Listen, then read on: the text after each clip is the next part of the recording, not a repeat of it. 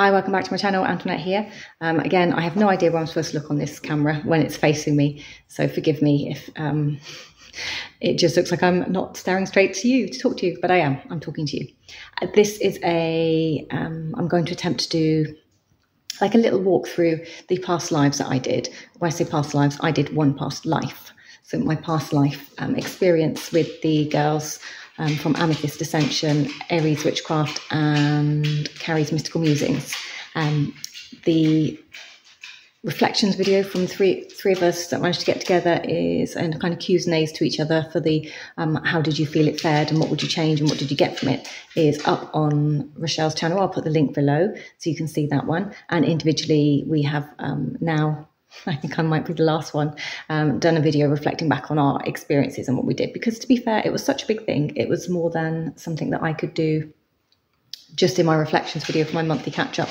Now, I did touch on it briefly in my monthly catch-up, but I didn't really show the pages in depth and detail as from a journaling perspective, which you might all want to see, or you may not. So if you're not really into past lives, this may not be for you, but if you are, then hopefully you'll get something from this. And before I do move on and, you know, lose interest, Rochelle from AmethystAscension has a Facebook group. She has changed the name, and I will put that down below because, again, I'm sorry, I can't remember what the new name is, something divination and spirituality or something along those lines.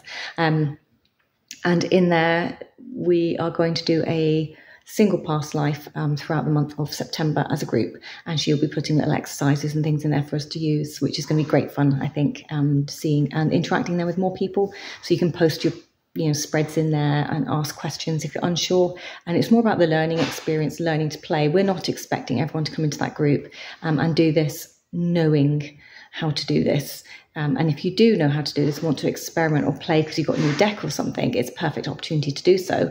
But again, sharing with other people and encouraging people to not worry about whether they're doing it correctly would be lovely, because that's how community works, isn't it? So it is about the community aspect doing this one. So without any further ado, I shall flip you around and we will have a look through my journal, and then I'll just talk you through synchronicities and things. Okay, so here's the bit where we get to the journal, and hopefully this isn't going to be too boring for those of you looking, because it's going to be less about spreads and more about the chatting, and maybe the journal really is more the visual for you to have some inspiration from. By the way, do you like my tarot cloth? It's from LibraMoon.com, Tarot and Astrology, so go check them out. It's the one that came with a new Kickstarter, Tarot of Paul's Moon. So here we have my journal. This has been done on digital for the most part, and then occasionally I have done paper. So when I started out, it's paper. My notes are scratch. It's just, some private stuff in there that was just my thoughts and things going down as I was working, and then working through them, and then pulling out what I actually felt was pertinent to what we're up to. So not everything in my notebook is completely relevant. It's just those initial immediate hits, thoughts, kind of psychic links. I do have a couple of decks around me, and I might, if I can, remember to throw them down and show as well. But for the most part, we'll just concentrate on the doing and the how did we. So I am still working in my digital journal downloaded from AmethystAscension's Kofi shop. It was the expanded journal with all the links to the months. So this is within my monthly. So I did show it briefly on my July reflections. So it's in my July pages. And what I will do is she has links at the top of the journal, at the start of the journal, and I will probably snapshot all these pictures and then pop them over there. So I've got them in one specific place as well, so I don't have to hunt for them as time goes by. Anyway, so Rochelle has the deck, which is, I believe it's called Uncover Your Past Lives, and I've just got screenshots of the bits of the deck that were relevant to my reading. And the deck is circular and has multiple, I don't know, headings. That'd be the best way of putting it, around the edges. So it's like 8 or so headings on the edges, and these cards are double-sided, and then on the backside there's even more headings on the backside and keywords as well on the cards. For instance, here I had a keyword in there called the devil, so that just gives you a rough look-see into what's there. So bring you down a little bit closer. I mean, I don't know how much of this you're going to want to worry about, really. That's why I'm just sort of trying to have a pretty background as well. So what we've got, so we started out with a phone call, and I talked about this in our reflections when she was like, oh, have you got anything that you want to achieve with this past life? Originally I was like, oh, I don't know, how do you go into a past life? So I thought, if I want a past life specific to me, maybe with regards to my nodes and such, maybe I want to know about my current star chart, and perhaps I want to know what a past life was that's affecting my current star chart, if that makes sense. And one of the things in my true sidereal star chart was that the black moon in Lilith, or black moon Lilith rather, was in Taurus in my 7th house, which is the house of others. And I believe it was also in retrograde or reverse, because I'm new to those types of ways of talking. I don't know if I've actually said that correctly or not, so give me some nuance. Sorry, nuance, breathing space. So I figured that becoming a crone, maybe it would be a good place to look into, and also because, you know, I'll be looking forward to such things like menopause and all the stuff that comes with that, not in my too distant future. I thought perhaps it might give me some links into those sorts of bits and bobs. And now the black moon in Lilith can be linked to, and I didn't realise when I picked it at the time, but I think it can be linked to like the feminine body, so it could link into the different stages of life. So becoming, because I'm specifically in my stage, so looking to become the crone, to move into my 2nd spring, to move into menopause season, I suppose. And that could also directly affect, then I guess, if you want, so it's going to affect your hormones, because that is what it's talking about at the end of the day, isn't it? And with that, I just wanted to know what an archetype was. So that was my kind of start to the questions. And actually, as it unfolded, it turned out that what you get is what the universe chooses to give you at this point in time, because I was kind of scattered, didn't know how to focus down on this. So my reading turned out to be more what the universe felt was relevant to me, as opposed to perhaps specific nitty-gritty that I was looking for. And maybe this wasn't the type of reading to do that with. Perhaps I needed to have more grounded questions relating to what I wanted to know. And as I didn't have any of that, it's very hard, isn't it? As we know, we all say this in tarot, if you don't have a question, you aren't going to get the answer you want. You need to have a question to focus. And I didn't have the real, I didn't really have the question I needed, because actually I didn't even know what type of past life I might have had. I've never looked into this. So it's first thing to everything, very exciting. So what did we do first? I think we pulled out the energy. So first of all, she pulled out the energy. So she's using this, oopsie daisies, every time. She's using this oracle deck. Forgive me, I don't know the name, but she does talk about it in her videos. And so the Femme Fatale came out with the light attributes, and it's got shadow attributes. So this was a lovely deck that she was using. And the idea was, not that it's the main focus, but it's kind of in there. So it did have sort of a Black Moon Lilith aspect to it with Femme Fatale. The light attributes highlights, erotic energy of the feminine, opens your heart when your dependency is rejected. Shadow attributes being the inappropriate use of sensuality, attachment to money and power. So I think it's the shadow attributes to this that became more interesting as my past life unfolded, and is perhaps more what it was relating to.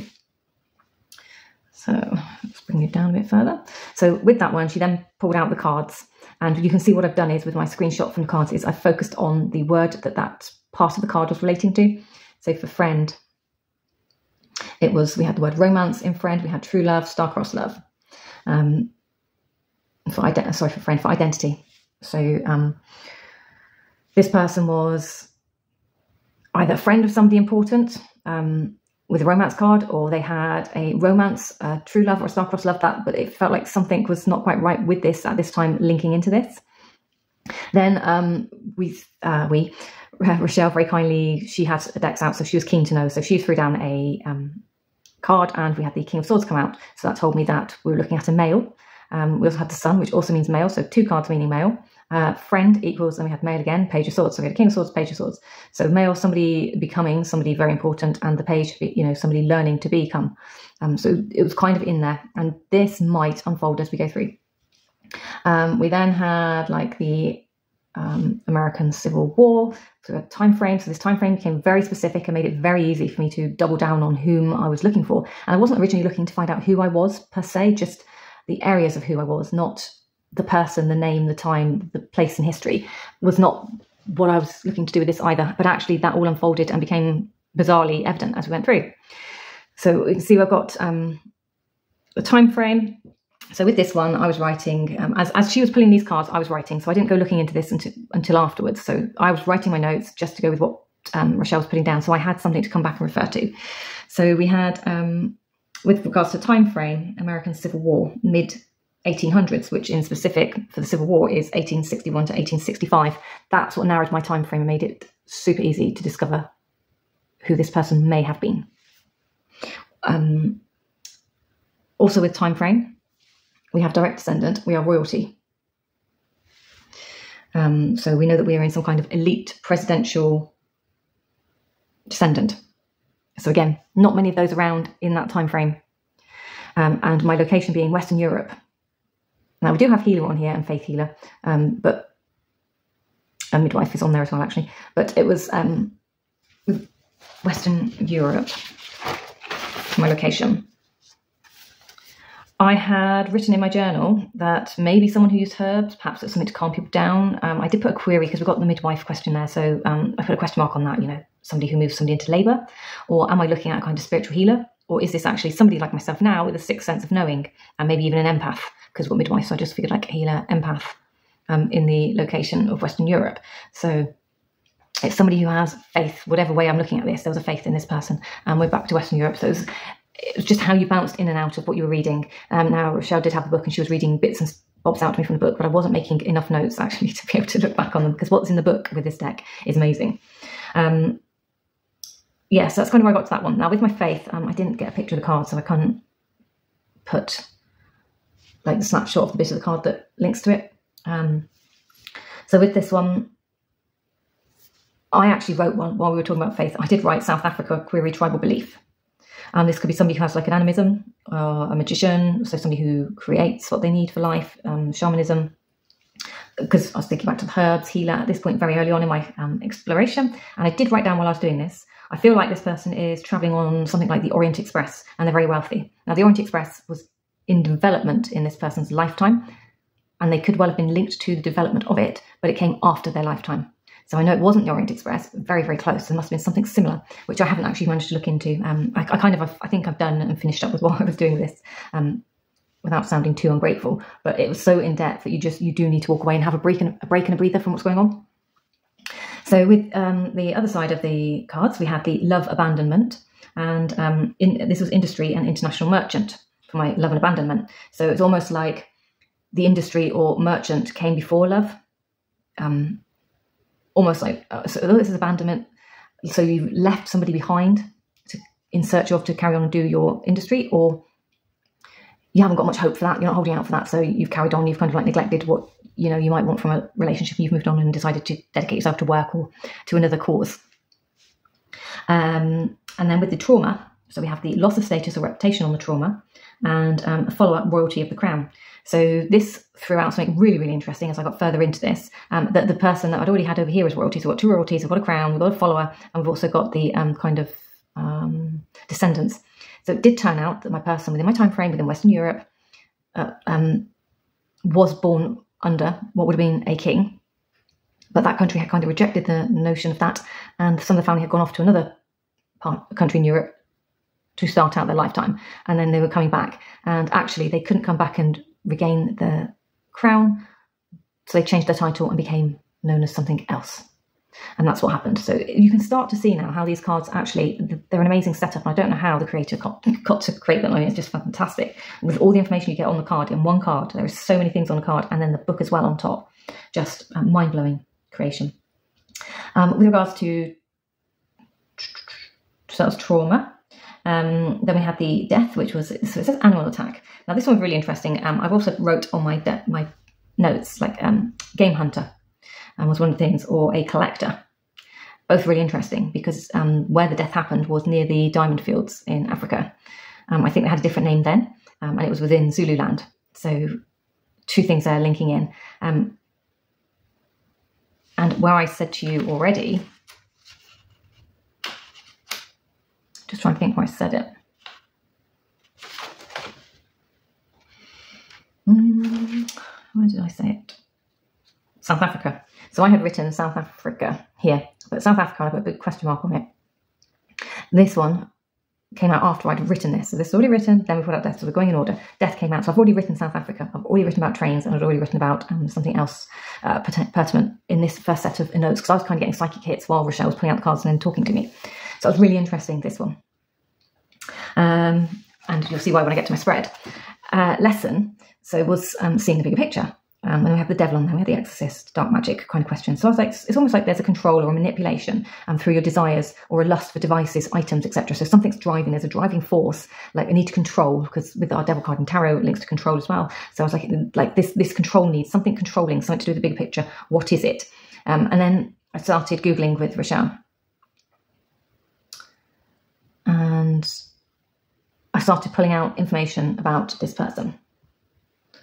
And this journey isn't about whether I'm 100% right or wrong. This was about my psychic hits, my intuition, and what felt right and how it unfolded in front of me. And this is who came out in the end. It was Louis Napoleon, Prince Imperial. Now, I wasn't looking for an important person, other than the fact that the cards were telling me it was royal. So I had no choice but to look for said person, and within the time frame. And this person hit the nail on the head down to, you know. So this gentleman was born on the 16th of March, 1856. And died on the 1st of June, 1879. Now, I couldn't get my time frame much closer to that one of the Civil War time period. And here we are. So Napoleon III, effectively, the child of Napoleon III, sorry. He was known as the Prince Imperial of France, Louis Napoleon. He died very young. And one of his brothers, I think, took over. And he became the emperor because they couldn't resume the House of Bonaparte for the throne to be king. So negotiation was not to be king, but to become emperor. Same thing, but different wording, yeah? So that was really interesting. And then it was on Wikipedia, okay, so I've not gone like too deep into the archives of history. But then again, interestingly, with this person, so this is after I'd written what I've just gone through with you. So this person then, here is where I found out about them being in Zululand, scouting, and being an accidental death. This is where I also discovered that the death was treated as it would if you were attacked by an animal or attacking an animal. So he was given... the Zulus had a ritual whereby, so he died by mistake. They wouldn't have killed him having known who he was, but he walked into their fields and was ambushed. He shouldn't have been there. He went ahead without the scouts. So I think it's in here somewhere. So he was given a ritual from the Zulus, which they give to people. So they honoured the fact that they had, I suppose, killed him, yes, in battle, but also mistakenly killed him. But also with that, the practice related to the hunt, all participants of the hunt are expected to stab the carcass of the particularly formidable kill, i.e. a lion or a buffalo that's given up such a fight it's been really hard to take down. And that is an honour that they give to the animal. It sounds very barbaric, I know, but that's the honour that they used to give. It's their ritual, that's what they do. And they did the same for Louis Napoleon. So they honoured him as if, same thing. So when I talked about the death being like an animal attack, he was honoured like an animal being attacked for their needs. Does that kind of do you get where I'm going? Can you follow my brain? So we had like his legacy and stuff here, and then I looked a little bit more about this person, and there it is. So I talked about the Orient Express, yep, and so here it is. So the Orient Express developed in Belgium, businessman Georges Nagelmakers, it's probably not how you pronounce it, and did its inaugural oh, you can see what it says, run in 1883. During its first journey, the passengers travelled from Paris to the Bulgarian port of Varna via the train. Now, this family had a big thing about trains, and Prince Louis Napoleon had a train set when he was age 3, gifted to him. I don't think I've got a picture of that, do I? No, I don't. But yeah, he had a large train set gifted to him when he was a 3-year-old, and it's big. I'm not sure. I think it might still stand today in a park somewhere in wherever that was, actually. But it is a big train set. So the interest in trains and railway and movement was already in him. So that brought me back to that, let's talk about the Orient Express. Here we are again, trains. So it's been a big part of his life, and this family had a big part to play in the laying of the railways that created transport links, which is even more fascinating for me. So, let me enlarge, sorry. Okay, so emperor with varied interests into the modern policies, and I've highlighted this bit. So Napoleon III promoted development of the railways, which facilitated the transportation of raw materials for factories, carriage of goods and persons, and he lived for a very long time. So obviously that's not the one I'm talking about, but this is his family. So just, bear that in mind. So I thought that was really interesting. They were also linked to Credit Lyonnais banks, which I also found here. So the recently opened, so we've got Palais du Commerce of Lyon, which was also very interesting. So this was a massive bank. So the money, the finances, the transport links. So many things here for this person to, fingers in all the pies. And it just felt like the legacy aspect of this person's life was kind of coming out, along with the proving their self, because they were so young and they died so young, proving their self to be able to own that title back as King of France, but actually understanding that it becomes Emperor. and having the, I suppose, the broader aspect, the wider aspect, to be able to see why that's beneficial, and understanding that titles are just titles at the end of the day. It doesn't make the man or the person. It's what you do, how you become a person. That's probably more important. So yeah, we got to that. Anyway, then what we did was the spreads for each of those cards and each of those headings.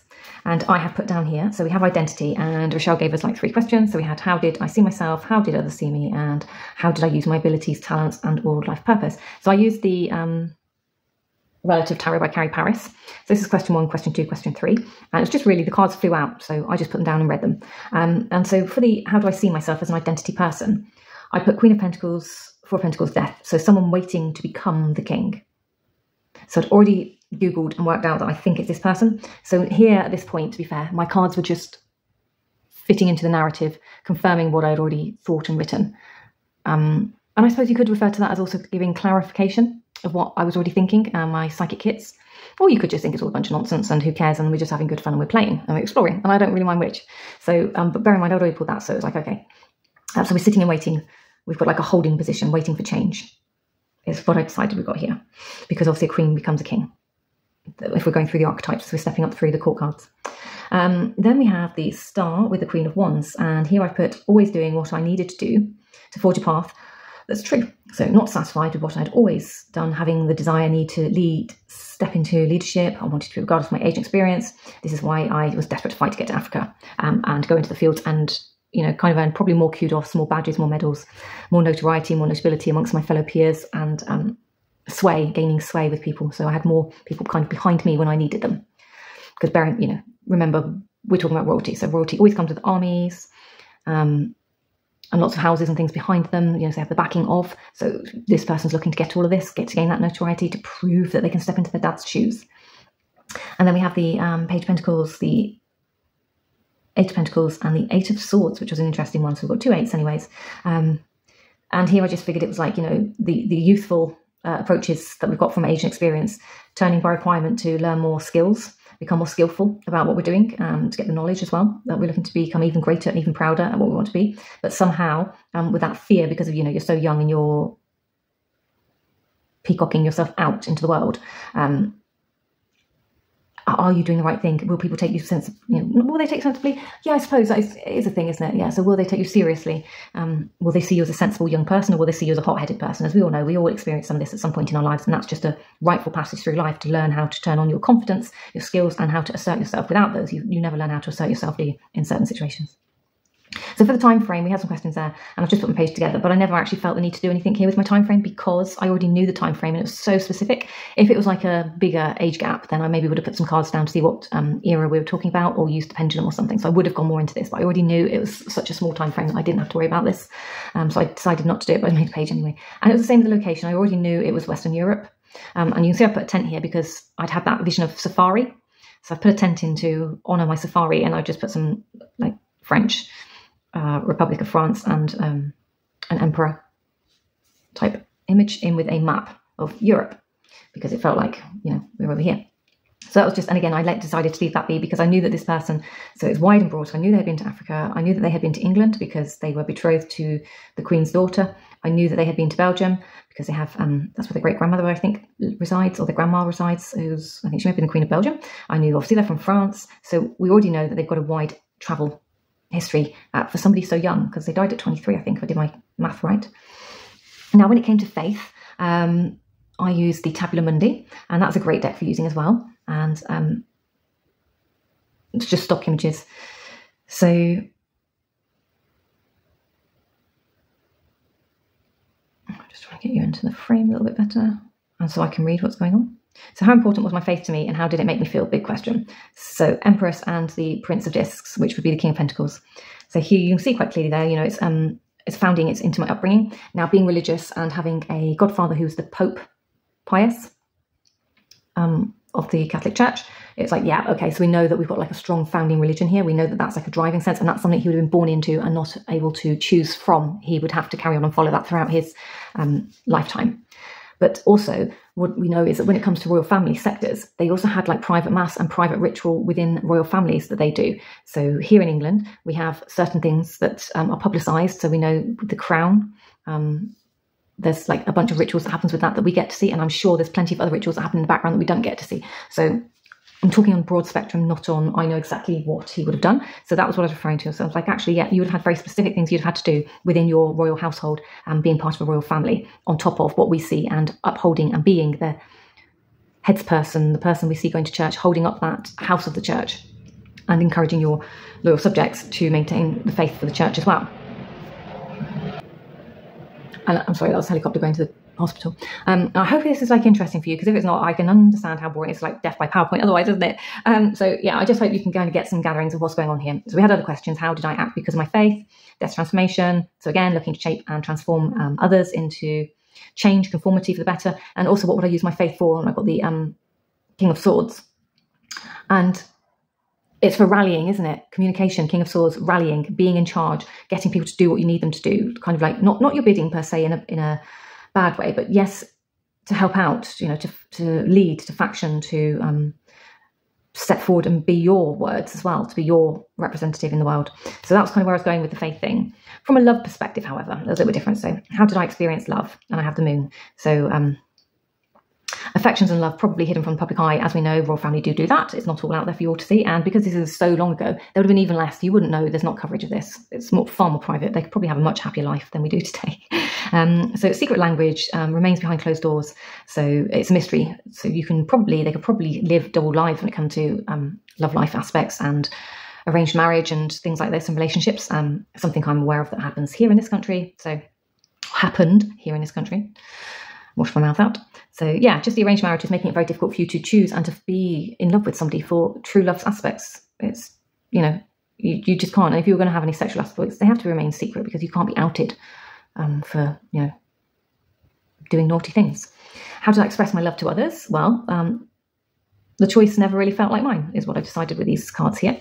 So I would walk away or turn my back emotionally, and maybe I would look to, you know, move in other directions.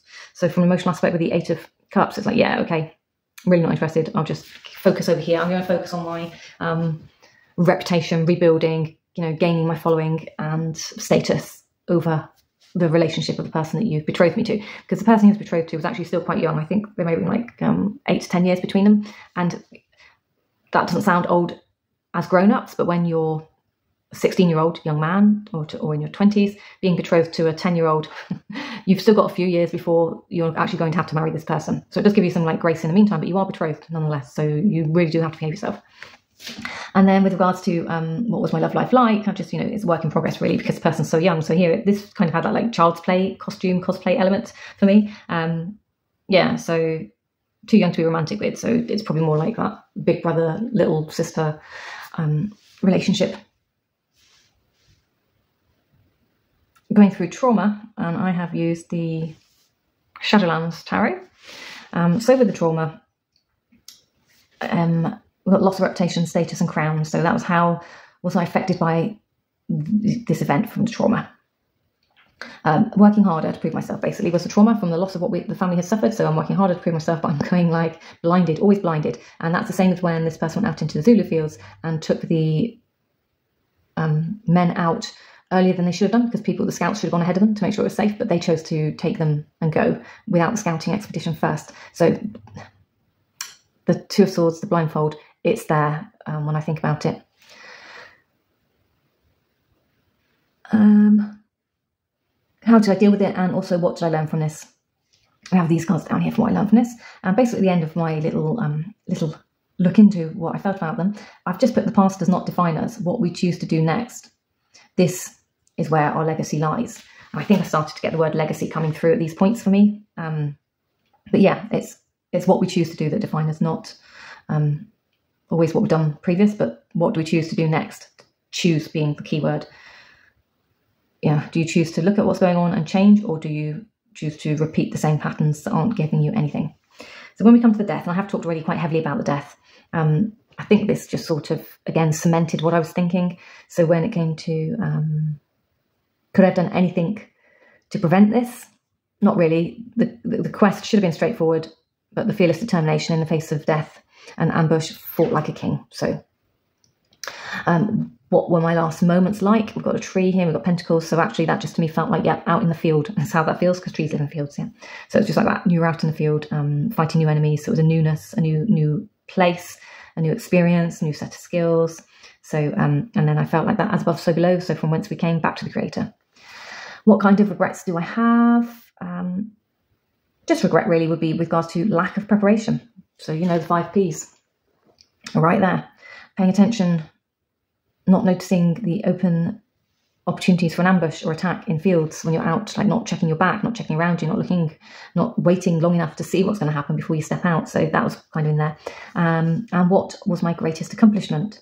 So here it was really the acceptance of what has been. My childhood thus far playing a massive part of influencing my choices, being able to convince Queen Victoria to endorse a written recommendation to allow me to go out and fight in the Zulu fields. That was quite a big feat because she had originally said no, so had all of the family. But she's the one that wrote the written recommendation to allow Prince Imperial to go to the Zulu fields to be part of the British Army and fight alongside them.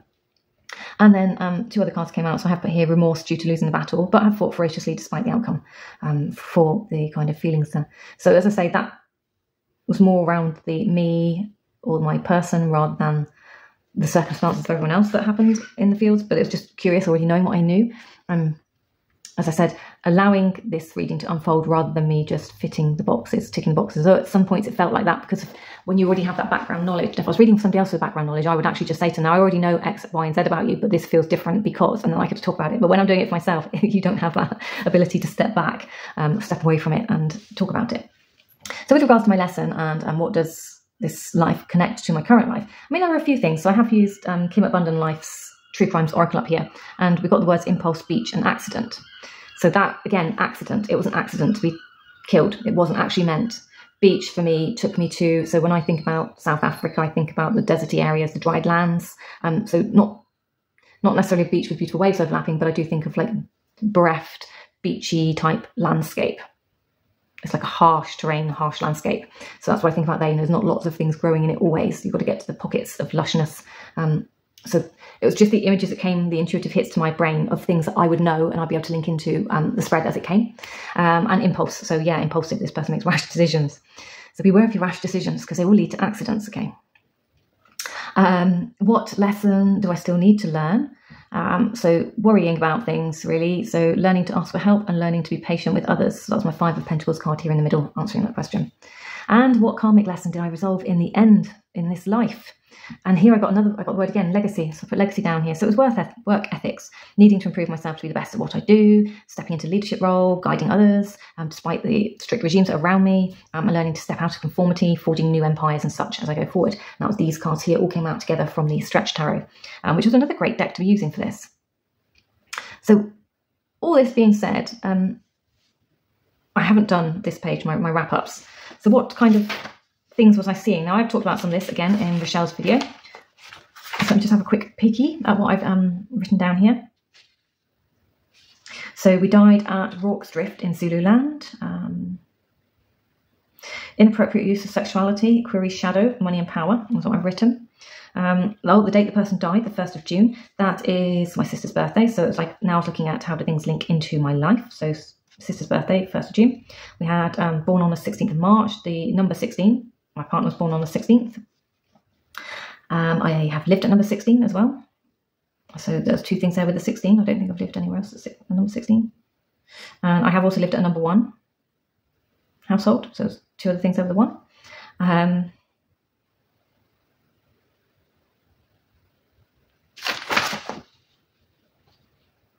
They died aged 23. And my granddad died when I was 23. Which is curious. When he died, he left me money. And with that money, I wanted to buy diamonds. I was just curious to know this person went off into the diamond field at 23. I don't know if they went for diamonds or if they just happened to be out there doing other things. I haven't looked into that background history. But I then was going to use the money for my granddad to buy diamonds. It never happened. Just like I suppose this person, if they went out there, if their end goal was to run the diamond mine or something, they never did. So it's two things. So yeah, I never achieved my diamonds. That sounds like a very selfish thing, but that's just the hard and fast short fact of it. If I'm not romanticising it up too much. 23 years later, from my granddad's death, I still haven't got around to buying the earrings. I actually had an opportunity to do it, and it fell through and it never happened. So I'm wondering now, am I still within another 23 cycle? Because if I am, I'll never get these diamonds. Or am I now out of my 223 cycles? So age 23, 23 years later, am I now ready to get my diamonds?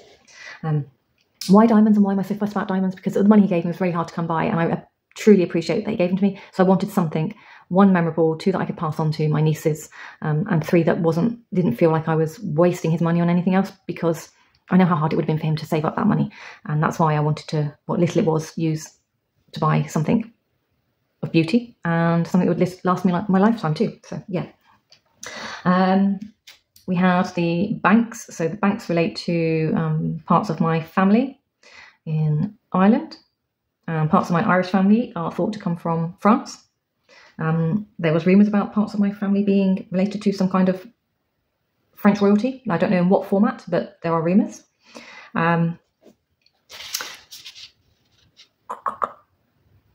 don't know, I can't remember now if it was Napoleon or the bank, but something links to Notre Dame in France. It was a school that I went to here in England. That was really curious. So it was just these synchronicities. And yeah, I guess if you look hard enough, you can find them. But the synchronicities for me were actually quite interesting. We're both Catholic.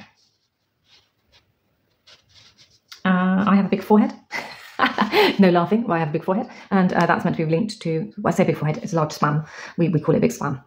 And that is in Europe referred to as, usually it would have been a notable trait of a royalty or a royal descendant, would be somebody with a larger forehead.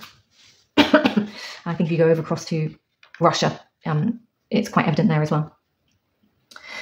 I was betrothed by the age of 23, going back to my 23, by the age of 23, I'd achieved a lot here, including things I knew that I didn't want to do.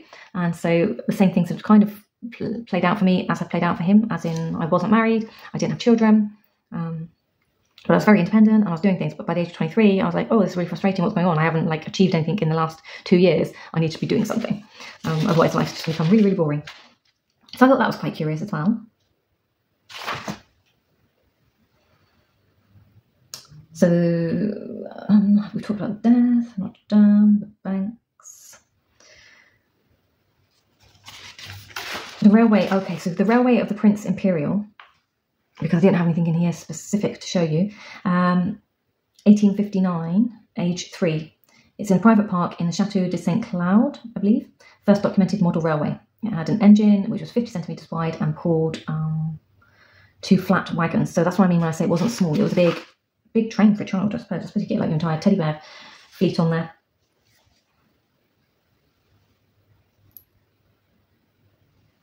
I think that's probably everything. I mean, from this took me into other places of conversation with the other ladies. So we ended up talking about Sumerians, yeah, the Anunnaki and the Enki, and goodness knows what other types of conversations. It took us down into Nephilims, fallen angels, so many other like really interesting topics. But even just this bouncing stuff off each other was just amazing, because it just helped to get through what I was looking at here with this person. Desperately trying to look through my notes.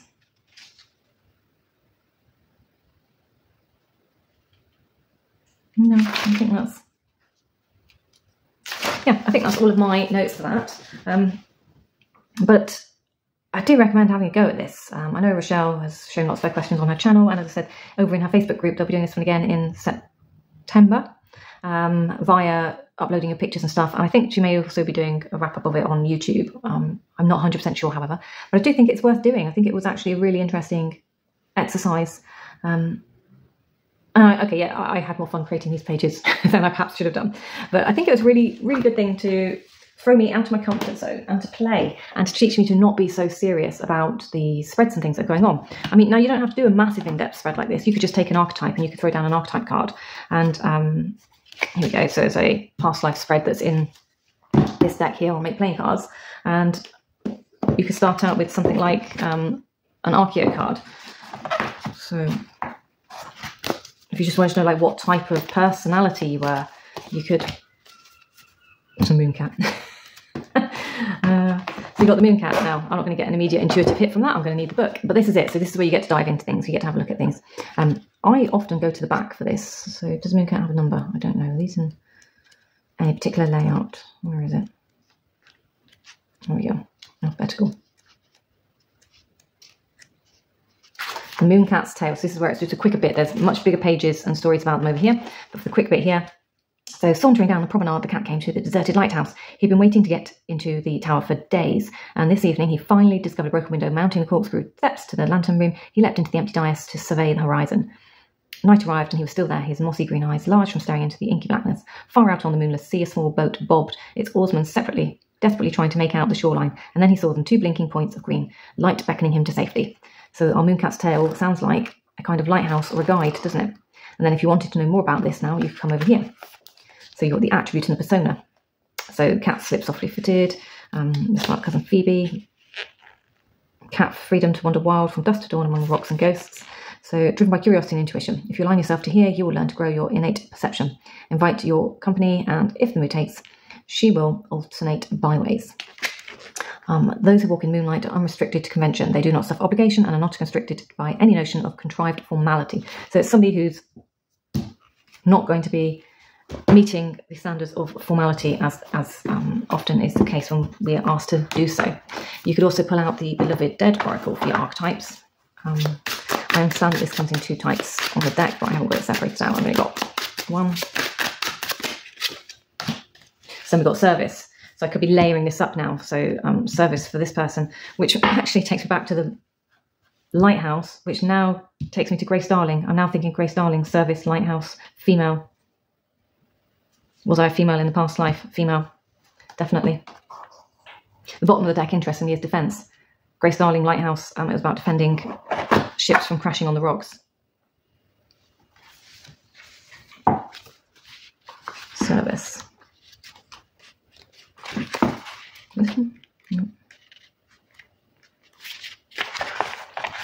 So you've got your service. Sirens blaring, lights flashing. It goes without saying this card resonates with the expertise, dedication and bravery of first responders and rescuers, as well as fire, emergency, medical, police, military professionals and volunteers. Recognises those dedicated souls who diagnose, operate, give care, heal, counsel, govern or reign. Beloved Dead, known that to truly be in service, you devote to something that's bigger than yourself. It's the Clarion card. The call of duty. And personally, even if it's inconvenient to you, so I suppose a bit like, lifeboat men when they're at work and they get called out. We have to go. So I'm just, I am spitballing here with you guys just to try to make it a little bit more interesting.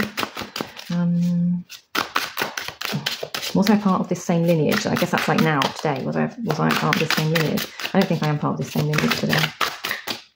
So I've got the Magician. This is what I mean. So when they pop out in clumps, I'm like, okay, they want to come out because that's how cards come out for me. So I've got the Magician, got the Ace of Pentacles, got the Hanged One, I've got the 2 of Swords, and I've got the 10 of Swords. So we could also ask, like, was I part of the same lineage? So no, I don't think so, but I could if I wanted to. No, I wasn't. I'm creating my own lineage here. Ace of Pentacles, no. So this is new to me. But it is helping me to change perspective, so it's a different way of looking at things. However, not quite able to do things freely because I'm still slightly blindfolded when it comes to my intuition, but I'm stepping outside my comfort zone to do this type of reading and understand this kind of lifetime. What was my family dynamic for this person? Page of Pentacles. So, yeah, they were a young person within the family dynamic, but they were learning how to contribute to the family dynamic. Now, if I think about Grace Darling, that would be true because she used to work with her dad in the lighthouses. And I'm sorry, I shouldn't be laming people, but that is just what is in my head. This is what happened to me. This is what is in my head. So it's not her, it's something like her. And I already know too much about that person's life. So it's really hard for me now to break out of it because it's there. So now you can see what I mean when I start questioning, am I making this all fit? What was my career? What was my career?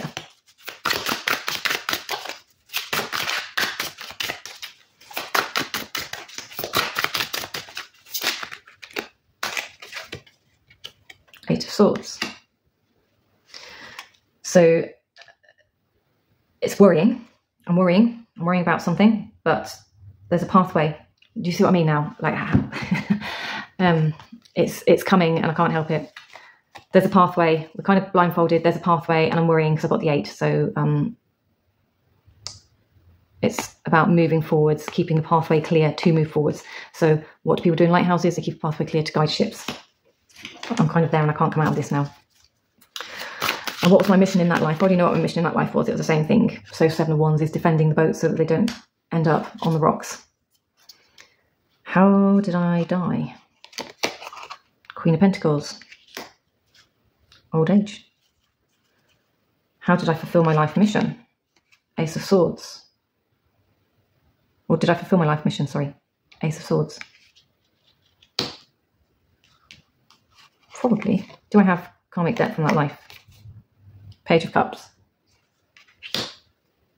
And 2 more cards want to come with that off the top. Page of Cups. 3 of Cups. 3 of Wands.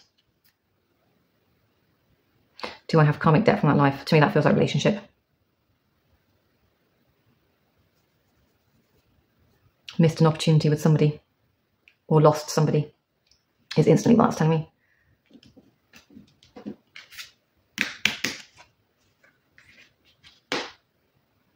That's what I've got.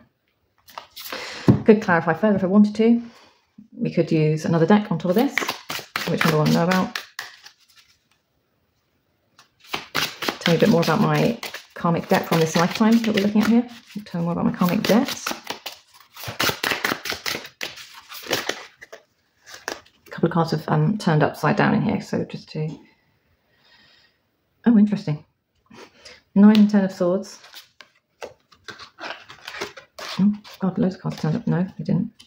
No, they didn't. That's it. Sorry. It's because it those 2 turned up that way because I was looking at it like a book. I was pulling out, about to pull out another 10 cards that have nothing to do with my spread. So I've got the 9 and 10 of Swords to tell me more about my karmic debt. So the it feels like nightmares, ending the nightmares of regret from not showing your emotions, perhaps not sharing your emotions, and always looking for the next thing. That is probably a lesson true to this lifetime for me now, though. When I talk about not wanting my life plan, you know, not having certain things in it, equally in that life plan, I did tell my partner, don't ever ask me to marry you because I don't want to have the awkward silence where I have to say no. So don't ever do like a big proposal to me. And the joke is I actually said to him, if you ever want to propose to me, the ring has to cost X amount of money. Now, we've been together for 30 years. But 30 years ago, for somebody to turn around and say, I want a £6,000 engagement ring, basically what I'm saying is don't ever bother proposing to me because it was never happening. £6,000 30 years ago was more than I earned in a year working. It was more than my yearly wage. So, yeah, that's my way of kind of putting it so far out of his reach that he wouldn't have a romantic chance with me. That is really mean. I'm such a bitch. That's because I'm a Queen of Swords person. I can't help it. He's an air sign as well. He completely gets me. So it's fine. We actually work really well together. Otherwise, we wouldn't still be here today. But yeah, so there is that feeling here with this from the relationship aspect. And I always kept the back door open. So also that fear of tying myself down was that I wouldn't have a back door if I needed it, a back exit from a relationship. So it always felt like I needed an exit strategy in case things went Pete Tong. I needed to know that, you know, I could walk away safely, securely without having to go through any further unnecessary harm, i.e. divorces. We both came from broken families. Divorces, watching people go through divorce is just horrific. And the fight over money, people who fight over money, oh my goodness, come on. And with this, moving into our relationship for probably a good 20 years, we bought things separately. So I had a sofa, he had a sofa, I had a TV, he had a TV. We still to this day have different Hoovers. And I kid you not, he's got about 5 Henrys and I've got 2 or 3 Dysons. I've got one for the builder's dust, one for my main household cleaning, and one little handhold that I run around the house with when I can't get the big one out. And he has multiple Dyson, multiple Henrys, Henriettas. He's got a pink one, a red one, and I think I spotted a blue one the other day. I don't know who the blue one is, Percy. So he's got a collection of Dyson living in his bath. But it just made me laugh, like we're still doing that. And it's only really the last 10 years that we've actually gone out and bought something and put our names down on something together and purchased it. Aside from a house, that's different. But when it comes to items in the house, it's always that, if anything happens here, there's your sofa, my sofa, your TV, blah, blah, blah. And, we could just do this and walk away with a lifestyle each and not have to worry about it. That's all just TMI. That's TMI sharing on my past life spread. But I hope you've enjoyed this. I'm really sorry if you haven't. But yeah, let's wrap up. Well done if you got to the end, for sticking with me. I honestly do hope that there was something in there that either inspired you in amongst all my nonsense to pick up the cards and have a play and do it yourself and have a go. Even if you don't have that specific deck that we started with, the spread that I've done at the end and shared at the end, I hope that maybe you could use that one and share something on YouTube with that one. It'd be great to hear from you. Like, you know, let's get a tag going or something. Hashtag Past Lives 2024. How about that? So just so I can see what you've done and hear where you've got to. And for those of you that do want to join us in the Facebook group, then please do come across. But it's about supporting and creating community, and it's not really for... no one's looking to put you down or make you feel like you can't. It's we want to hear how you play with your cards, what type of decks you use. I don't think we want everyone to be using the same deck either. It's just me really curious to see the different abilities, the different levels of everyone, and just to see what comes out, really. These conversations fascinate me. This experience has fascinated me, and I really would like to hear and see what others get from this. If even anything, even if the outcome is that this isn't for you, brilliant, because it's like a check, isn't it? You know that that's not going to be something that you're going to follow up and carry on with. Sorry about the shaky handheld. Makes a change, doesn't it, from looking down. I figured, having spent an hour looking at my journal and spread cloth whilst I just talked about absolute nonsense. But yeah, take care, and until the next one, much love. Bye-bye.